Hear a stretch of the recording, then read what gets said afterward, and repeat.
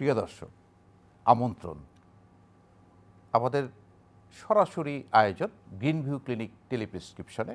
আজকে আমরা আলোচনা করব লেন্স প্রতিস্থাপন পরবর্তী সানি নিয়ে। দর্শক, আপনি লেন্স প্রতিস্থাপন করেছেন, অপারেশন করেছেন, স্বচ্ছ দেখছেন, কিন্তু ধীরে ধীরে এই স্বচ্ছতা যখন অস্বচ্ছ হয়ে যায়, জীবনে নেমে আসে অন্ধকার, কিছুই দেখছেন না। কি হলো? চলুন এই বিষয়টি আজকে আমরা জানব। আমাদের সাথে আছেন প্রফেসর ডক্টর আনিসুজ্জামান, তিনি পরিচালক, Bangladesh eye hospital, Uttara. Sir, আপনাকে স্বাগত আমাদের স্টুডিওতে। আমন্ত্রণ জানানোর জন্য অনেক ধন্যবাদ। স্যার, প্রথমে যে প্রশ্নটি আপনাকে জানতে চাইব যে আপনার তো সাধারণত সানি পড়েছে, লেন্স আপনারা প্রতিস্থাপন করলেন, অপারেশন করলাম, আমরা দেখতে শুরু করলাম সুন্দর, স্বচ্ছ, পরিষ্কার, ঝকঝকে, কিন্তু যখন ধীর গতিতে এটা আবার আস্তে আস্তে ঘোলা হয়ে যাচ্ছে, অন্ধকার হয়ে যাচ্ছে, পরিষ্কার দেখা যাচ্ছে না, তো এটা আপনাদের ভাষায় আপনারা বলেন আফটার ক্যাটারেক্ট। এই বিষয়টি যদি আমরা হ্যাঁ, তো এই বিষয়টা আমরা একটু জানতে চাই যে এই আফটার ক্যাটারেক্ট আসলে কি? আসলে এই যে ছানি অপারেশন পরবর্তী ধীরে ধীরে দৃষ্টি কমে যাওয়া, এটা একটা আধুনিক সার্জারির একটা অনুষঙ্গ বলতে পারেন। সার্জারির যে ক্রমবিকাশ, ধীরে ধীরে যে এটার উন্নতি, তারই একটা পার্শ্ব প্রতিক্রিয়া বা অনুষঙ্গ। এটা কেন হয় যদি আমরা একটু গোড়ায় ফিরে যাই, তাহলে জিনিসটা সবার জন্য বোঝা সহজ হবে। প্রথম দিকে যখন সার্জারি করা হতো, তখন সার্জারি, হ্যাঁ, এটা প্রিমিটিভ সার্জারি, একটা সূচ দিয়ে ছানিটাকে ধাক্কা দিয়ে চোখের মাঝে ফেলে দেয়া হতো। তাতে হতো কি, একেবারেই যে নিরেট দৃষ্টিহীনতা, সেটা থেকে রোগী কিছুটা উন্নতি লাভ করতেন, বাট তেমন কোনো দৃষ্টি আসতো না, চলে ফিরে বেড়াতে পারতেন। এই চিত্র কিন্তু আমরা স্যার অনেক আগে আমরা কিন্তু দেখেছি, তখন আপনারাই কিন্তু তখন স্কুলে আপনার আই ক্যাম্প করতেন, ক্যাম্প করা হতো। আমি আসছি সেই বিষয়টা। এর পরবর্তীতে কিন্তু আমরা দেখেছি পরবর্তী ধাপে আসলো হলো, জি জি, এর পরবর্তী ধাপে যেটা আসলো যে বিভিন্ন স্কুলে বা সামাজিক প্রতিষ্ঠানগুলোতে দল বেঁধে যারা একেবারেই সার্জারি করতে পারতেন না, গরিব লোকদেরকে ভন গ্রাফিস নাইফ দিয়ে চোখের অর্ধেকটা কেটে ফেলে শক্ত ছানিটাকে তার আবরণী সহ ফেলে দেয়া হতো। খেয়াল করেন, এখানে ছানি কিন্তু সরানো হচ্ছে, পাকা শক্ত বাদামি ছানি, পুরো আস্তটা আবরণী সহ। তার পরবর্তীতে যে আধুনিকতা আসলো, ছানির আবরণীটাকে সংরক্ষণ করা হতো। এই গোল আবরণীর সামনে ফুটবলের মতন ধরুন আবরণী, উদাহরণের স্বার্থে বলছি, এই ফুটবলের সম্মুখভাগে গোল করে কিছুটা কেটে ফেলে ওই ছানিটাকে বের করা হতো। এবং তখনও কিন্তু ইন্ট্রাকুলার লেন্স তখনও প্রতিস্থাপন হতো না, আসেনি। তখন রোগীকে চশমা পরতে হতো। আপনি যে পুরু চশমাটার কথা বলছেন, এরকম বহু বছর চলেছে। তখন ইঞ্জেকশন দিয়ে চোখের অর্ধেকটা কেটে ওরকমভাবে বের করে সেলাই দিয়ে রোগীকে একটা পুরু চশমা পরিয়ে দেওয়া হতো। রোগী ভালোই দেখতেন, চলে ফিরে বেড়াতেন। এর পরবর্তীতে আসলো আপনার লেন্স প্রতিস্থাপনের বিষয়টা। তো তখন ওই আবরণীর মাঝে লেন্সটা প্রতিস্থাপন করা হতো। তো তখন যে পলিমিথাইল মেথেক্রাইলেট, এক ধরনের শক্ত লেন্স প্রতিস্থাপন করা হতো, ওটার ম্যাটেরিয়ালটা খুব যে উঁচু মানের সেরকম ছিল না, যদিও নিষ্ক্রিয় ভালো, সবই প্রয়োজনীয়তা ফুলফিল করত, কিন্তু তারপরেও ওটা শক্ত ছিল। ডিজাইনটা এমন ছিল যে বেশ কিছু রোগীর ওই পেছনে যে আবরণীর উপরে লেন্সটা প্রতিস্থাপন করা হতো, ওই আবরণীটা আবার অস্বচ্ছ হওয়া শুরু করত।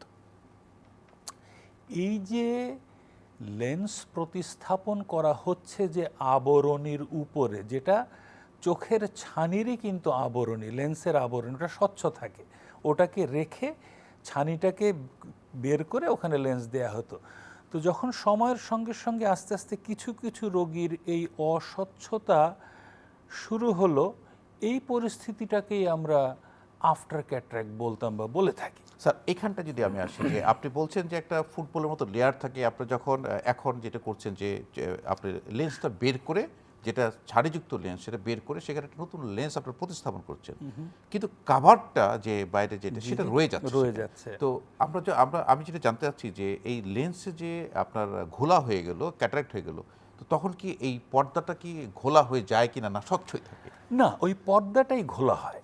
যে লেন্সটা প্রতিস্থাপন করা হচ্ছে আজকাল, যেগুলো করা হচ্ছে এগুলো অত্যন্ত আধুনিক মানের, ভাঁজযোগ্য, নরম, চোখের জন্য সহনশীল এবং বহু রকম আধুনিক লেন্স আমরা আজকাল প্রতিস্থাপন করি। লেন্সের কিন্তু কিছু হয় না, লেন্সের স্বচ্ছতা বাকি জীবন মেইনটেইনড হয়।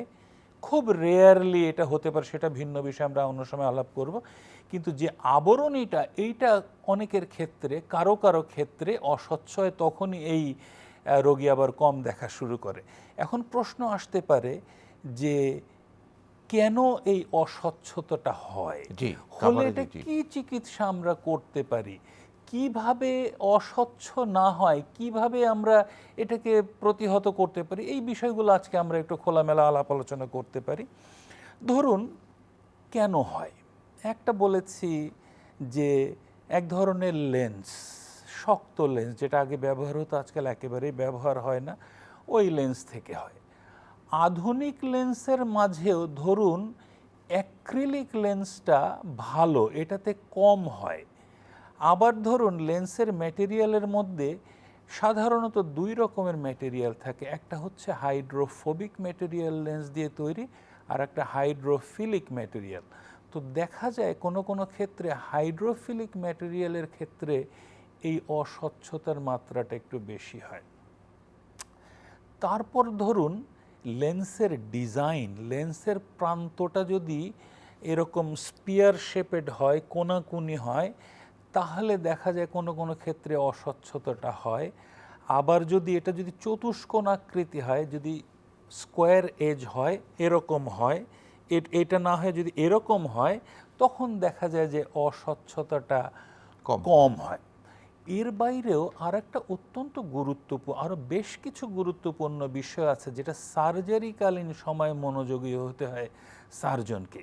কিছু সার্জিক্যাল টেকনিক অ্যাডাপ্ট করলে দেখা যায় যে এই অস্বচ্ছতাটা খুবই কম হয়। যেমন ধরুন আজকাল যে সর্বাধুনিক চিকিৎসা যেটা, এই চিকিৎসায় কিন্তু ছানিটাকে ছোট্ট একটা ছিদ্র করে, যেমনটি বলছিলাম আবরণীর কেন্দ্রে গোল করে কেটে ছানিটাকে কিন্তু গলিয়ে বের করা হয়, না কেটে কম বেশি 2 মিলিমিটার একটা ছিদ্র করে ওখান দিয়ে আল্ট্রাসনিক এক ধরনের শক্তি দিয়ে, ফেকো শক্তি বলা হয়, এটা দিয়ে ছানিটাকে গলিয়ে বের করা হয়।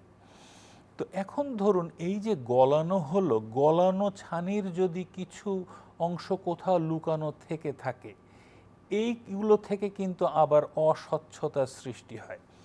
তারপর ধরুন এই যে আবরণীর উপরে লেন্সটা প্রতিস্থাপন করা হচ্ছে, যেটার উপরে লেন্সটা বসানো হবে, এই আবরণীর উপরে কিন্তু লেন্সের কিছু কিছু কোষ রয়ে যেতে পারে। তো এই ক্ষেত্রে আমরা যেটা করি, অনেকক্ষণ সময় নিয়ে ধীরে ধীরে আবরণীটাকে আমরা পলিশ করি, অর্থাৎ কিনা বিশেষ একটা যন্ত্রের সাহায্যে ছানি অপারেশনের শেষ পর্যায়ে ওই গুঁড়োগুলোকে তো পাম্প করে বের করা হলো যথেষ্ট যত্ন নিয়ে, এরপরে ওই আবরণীটাকে অনেকক্ষণ বিশেষ একটা যন্ত্রের সাহায্যে পলিশ করা হয়, অর্থাৎ কিনা যাতে ওই সেলগুলো ওখানে আর না থাকে। তাহলেই দেখা যায় যে অস্বচ্ছতাটা, সেলগুলো আর গ্রো করতে পারে না, তখন দেখা যায় যে অস্বচ্ছতা কম হয়। এর বাইরেও ধরুন সম্মুখ ভাগে যে গোল করে যে ছানির আবরণীটা সরানো হলো, এর বাইরে সম্মুখ ভাগে যে অংশটুকু থাকে ওটার ভেতরের অংশটাও কিন্তু পলিশ করতে হয়। এরপর আর একটা বিষয় থাকে সার্জারির, আর একটা অত্যন্ত গুরুত্বপূর্ণ টেকনিক, সেটা হচ্ছে যে আপনি তো চোখের মাঝে একটা ভাঁজযোগ্য লেন্স প্রতিস্থাপন করবেন ওই 2 মিলিমিটার ছিদ্র দিয়ে, ইনজেক্টরের মাধ্যমে একটা ইনজেকশনের মতন যন্ত্র দিয়ে চোখের মাঝে লেন্সটা পুশ করে দিলে ওটা ভিতরে গিয়ে ছাড়িয়ে যায়, স্বাভাবিক লেন্স হয়ে যায়। এই যে লেন্সের যে সাইজ, এটার যে সাইজ তার চাইতে সম্মুখে গোল করে কাটার সাইজটা একটু ছোট হতে হবে, অর্থাৎ কি না যাতে লেন্সের অগ্রভাগে প্রান্তটা ওই আবরণ দিয়ে ঢাকা থাকে, তাহলে দেখা যায় যে এই অস্বচ্ছতাটা কম হয়। এর বাইরে আরেকটা অত্যন্ত গুরুত্বপূর্ণ বিষয়, যেমন ধরুন একজন অল্প বয়সী লোকের যদি হাড় ভেঙে যায় যত দ্রুত জোড়া লাগে, বয়স্কদের ক্ষেত্রে কিন্তু অত সহজে জোড়া লাগে না, লাগলেও সময় বেশি লাগে। ঠিক একইভাবে তুলনামূলক কম বয়সী রোগীদের ক্ষেত্রে ছানি অপারেশন পরবর্তী যদি একটু সেল রয়ে যায় ওটা বেশি দ্রুত গ্রো করে। বয়স্কদের ক্ষেত্রে তুলনামূলক বেশি বয়স্ক রোগীদের ক্ষেত্রে এই জটিলতাটা আবার একটু কম হয়। এই হলো মোটা দাগে সার্বিক বিষয় কেন হয়। এই যে বিষয়গুলো আপনি বললেন স্যার, এটা তো আসলে টেকনোলজির বিষয়, যে আপনি বলেন যে এক্সপার্ট সার্জন যদি এই যে আপনি যেটা বলছেন লেন্সের প্রকারভেদ, সঠিকভাবে সার্জারি করা এবং কম বয়সী রোগীদের ক্ষেত্রে এটা কিন্তু আপনারা করেও যাচ্ছেন, কিন্তু এটা আসলে খুব যে বেশি হচ্ছে এরকম না, কিন্তু কারো এটা হচ্ছে। তো সেক্ষেত্রে স্যার এটা যখন হয়েই যায়, তো এই কারণে সে চোখে কম দেখছে কিনা আপনারা নির্ণয় করেন কিভাবে, বুঝতে পারেন কি? আচ্ছা, অত্যন্ত চমৎকার একটা প্রশ্ন। মানে ছানি অপারেশন পরবর্তী ধীরে ধীরে যদি দৃষ্টিহীনতা হতে থাকে, এটা যে এই কারণেই হচ্ছে তা কিন্তু নয়। ধরুন কারো যদি কর্নিয়াতে কোনো রোগ থাকে তার থেকে ধীরে ধীরে হতে পারে, রেটিনাতে বয়স্ক রোগীদের বয়সজনিত ম্যাকুলার ক্ষয় যেটা খুব কমন একটা, তার থেকে রেটিনার রোগ থেকে হতে পারে। রোগীর যদি ডায়াবেটিস থাকে ডায়াবেটিক রেটিনোপ্যাথি থেকে হতে পারে। আরও বহুবিধ কারণে কিন্তু দৃষ্টি কমতে থাকে। তো আপনার প্রশ্নটা খুবই চমৎকার যে এটা থেকে হচ্ছে না অন্য কোনো কারণে হচ্ছে, আমরা কিভাবে বুঝতে পারব? এটা কিন্তু খুবই সিম্পল। আমরা একটা যন্ত্র স্লিট ল্যাম্প বা মাইক্রোস্কোপ দিয়ে যেমন ছানি আছে কিনা চোখের মাঝে দেখতে পাই, রেটিনাতে কোনো অসুবিধা আছে কিনা, কর্নিয়াতে কোনো অসুবিধা আছে কিনা, এগুলো যেমন দেখতে পাই, ঠিক একইভাবে লেন্স প্রতিস্থাপনের পরবর্তীতে ওই স্লিট ল্যাম্প দিয়েই আবরণীটাকে আমরা দেখি, এবং আবরণীর উপরে যদি কোষ থাকে এটা ঠিক হয় মুক্ত দানার মতো ছোট ছোট, অথবা মাছের ডিমের মতো, অথবা আংটির মতো চারিপার্শ্বে গোলাকৃতি বিশেষ চেহারার সেলের প্রলিফারেশন হয়, এবং এগুলা যে কোনো চক্ষু বিশেষজ্ঞ স্লিট ল্যাম্পে দেখা মাত্রই বুঝে ফেলতে পারেন এবং প্রয়োজনীয় ব্যবস্থা নিতে পারেন। এর বাইরেও যদি অন্য কোনো অসুবিধা থাকে সেগুলোও কিন্তু বিশেষ ধরনের লেন্সের মাধ্যমে পরীক্ষা নিরীক্ষার মাধ্যমে বুঝতে পারা যায়। এবং যদি আমরা দেখি যে না অন্য কোনো অসুবিধা নাই, শুধুমাত্র কোষ জমেছে, আমরা রোগীকে আশ্বস্ত করি যে দুশ্চিন্তা করার বিন্দুমাত্র কারণ নাই, কোনো অপারেশন নয়, কোনো ইনজেকশন নয়, কোনো কিছুই নয়, মাত্র মিনিট খানেক সময়ের মাঝেই, এমনকি তার চাইতে কম সময়ের মাঝেই লেজার দিয়ে এই সেলগুলোকে সরিয়ে দেয়া যায়। না এই বিষয়টি জানবো, যেটা আপনি বলছেন যে আফটার ক্যাটারাক্টের যে ট্রিটমেন্টের প্রশ্নটা চলে আসছে, যে লেজার থেরাপির মাধ্যমেই করা যায়। আসলে এই লেজার থেরাপির মাধ্যমে আপনি কিভাবে করেন, কি করেন? আচ্ছা, তাহলে থেকে আবার আগের মতো অপারেশনের প্রয়োজন হয় কিনা? আমি আবার একটু তাহলে গোড়ায় ফিরে যাই। যখন ইয়াগ লেজার ক্যাপসুলোটমি করার যন্ত্র আমাদের কাছে ছিল না, তখন প্রায় অপারেশনের মতো, অপারেশন অত বড় আঙ্গিকে না হলে অপারেশন করে এই অস্বচ্ছতাটাকে সরাতে হতো। চোখকে অবশ করে কালো সাদা সংযোগস্থল দিয়ে সূচ ঢুকিয়ে নিডলিং, ওই অস্বচ্ছ অংশের কেন্দ্রে সূচ দিয়ে ফুটো ফুটো করে ওই অস্বচ্ছ অংশ সরিয়ে দিতে হতো। যদি বেশি মাত্রায় পুরু হতো তখন আবার কাঁচি দিয়ে সিজার দিয়ে ওটাকে কেটে কেন্দ্রে স্বচ্ছ করে দেওয়া লাগতো। এটা একটা অপারেটিভ ট্রিটমেন্ট ছিল। কিন্তু যেমনটি বলছিলাম যে এখন চিকিৎসা বিজ্ঞানের আধুনিকায়নের সঙ্গে সঙ্গে এক ধরনের লেজার আমাদের কাছে আছে, এক ধরনের যন্ত্র আছে যেটা আমরা বলে থাকি ইয়াগ লেজার। এই ইয়াগ লেজারের মাধ্যমে ওই যে অস্বচ্ছতাটা, যে ক্যাপসুল বা আবরণী যেখানে নতুন কোষ গজিয়েছে বা অস্বচ্ছ হয়েছে বা ফাইব্রোসিস হয়েছে হোয়াটএভার, এই সবগুলো পরিস্থিতিকেই কিন্তু শুধু লেজারের মাধ্যমে মিনিট খানেক বা তার চেয়েও কম সময়ের মাধ্যমে এটাকে পরিষ্কার করে দেয়া যায়। এটাকে ঠিক অপারেশনের মতো কোনো কিছুই করা লাগে না, কোনো ইনজেকশন নয়, কোনো ব্যান্ডেজ নয়। রোগী আসবেন, চোখে ড্রপ দিয়ে কালো মণিটাকে প্রসারিত করে চোখের কেন্দ্রে ওই অস্বচ্ছতার ওখানে কয়েকটা লেজার দিয়ে ওই অস্বচ্ছ অংশটাকে সরিয়ে ফেলা হয়।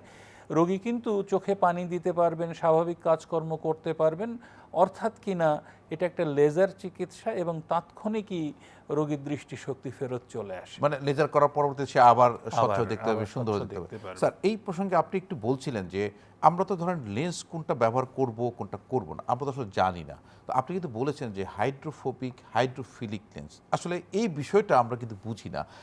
তো এই হাইড্রোফোবিক এবং হাইড্রোফিলিক লেন্সটা কী ধরনের এবং কার জন্য কোন ধরনের লেন্স প্রয়োজন, এটা যদি একটু বলতেন। আচ্ছা, ধরুন প্রথমত হচ্ছে যে হার্টের ভালভ নষ্ট হয়েছে, কার্যকরী নয়, আপনি কি করবেন? অপারেশনের মাধ্যমে ওখানে একটা ভালভ, কার্যকরী কৃত্রিম ভালভ রিপ্লেস করে দিবেন। চোখের মাঝে ছানি পড়েছে, স্রষ্টা প্রদত্ত লেন্সটা অস্বচ্ছ হয়ে গিয়েছে, ঘোলা হয়ে গিয়েছে, আপনি ওটাকে রিপ্লেস করে দিবেন। তাহলে কি করতে হবে? নিশ্চয়ই ওখানে একটা লেন্স প্রতিস্থাপন করতে হবে। এখন ইতিমধ্যে আমরা আলাপ করে ফেলেছি, স্রষ্টা প্রদত্ত লেন্সটা ঠিক যেখানে, যে আবরণের মাঝে চিকিৎসা বিজ্ঞানের অগ্রগতির সাথে সাথে আমরা আল্লাহর ইচ্ছায় ঠিক ওই আবরণের মাঝে একটা লেন্স প্রতিস্থাপন করে দিচ্ছি। আবার ধরুন আপনি যে চশমা দিয়ে দেখছেন। প্রফেসর ডক্টর আনিসুজ্জামান স্যার, আমরা একজন দর্শক আমাদের সাথে আছে, আমরা ফোন করতে নিয়ে নিচ্ছি। ঠিক আছে। হ্যালো দর্শক, কে আছেন আমাদের সাথে? আপনার নাম, পরিচয় এবং বয়স বলে আপনার সমস্যার কথাটি বলুন।